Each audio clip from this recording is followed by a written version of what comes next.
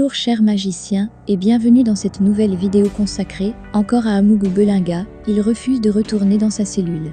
Amougou Belinga refuse de retourner dans sa cellule et contraint de le faire force. Mais avant de commencer, abonne-toi à la chaîne et active la cloche de notification, clique sur l'option toute pour une communauté magique et encore plus grande. On commence. Jean-Pierre Amougou Belinga, PDG du groupe Vision 4, a refusé de retourner dans sa cellule au CEI, où il est détenu depuis 3 semaines, et a été ramené de force par les gendarmes. Dans le cadre de l'affaire Martinez-Zogo, où il est accusé d'être le commanditaire de l'enlèvement et de l'assassinat du journaliste par le lieutenant-colonel Justin Danwo, chef du commando, Amougou Belinga clame son innocence.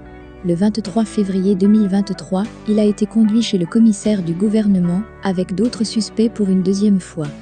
Le PDG du groupe Vision 4 est catégorique ce jour et refuse de retourner dans sa cellule, malgré les négociations avec les gendarmes. Ils ont finalement dû le porter et le ramener de force dans sa cellule. Cette attitude d'Amougou Belinga montre son mécontentement face à sa détention prolongée.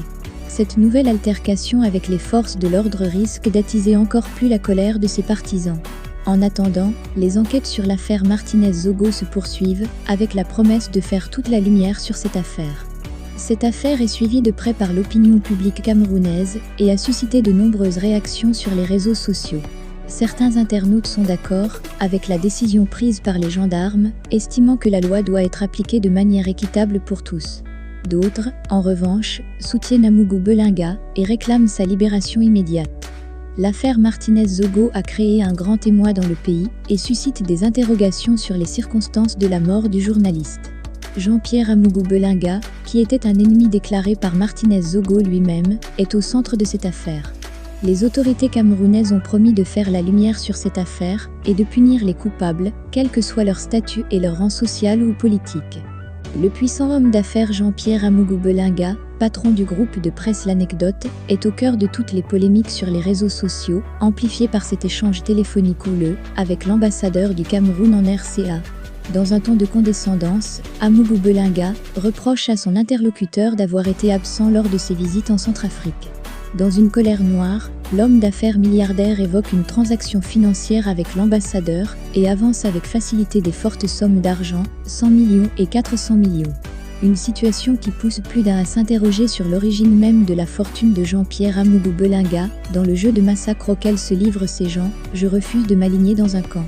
Pourtant j'ai toutes les raisons. Moi qui ai été publiquement et personnellement canardé par Vision 4 au point d'en faire l'un des ennemis publics. Je me refuse de me laisser guider par les émotions, mais on va aller méthodiquement. Car il faut toujours rester lucide pour ne pas se laisser distraire.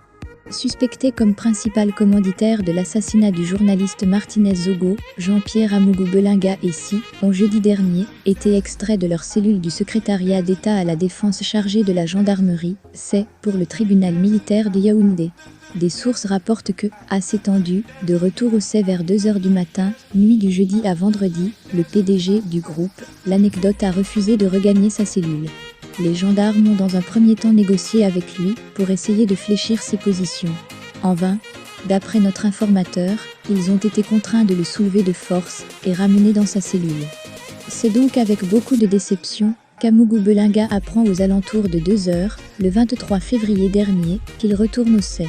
Il monte dans la voiture qui les a amenés fous de rage. Au CEI, le Zonloa des Zonloa refuse catégoriquement d'entrer dans sa cellule. Les gendarmes négocient avec lui, il s'y oppose. C'est alors qu'ils vont se mettre à plusieurs pour le porter et le ramener de force dans sa cellule, où il va passer la nuit. Déjà à 3 semaines de garde à vue au CEI, Jean-Pierre Amougou Belinga serait-il déjà au bout de nerfs, lui qui aujourd'hui joue le rôle qu'il a fait subir à beaucoup de ses compatriotes? Selon ses proches, le PDF du groupe, L'Anecdote clamait toujours, et haut et fort, ne jamais être, arrête pour quoi que ce soit, tant que son grand ami Laurent Esso sera ministre de la Justice.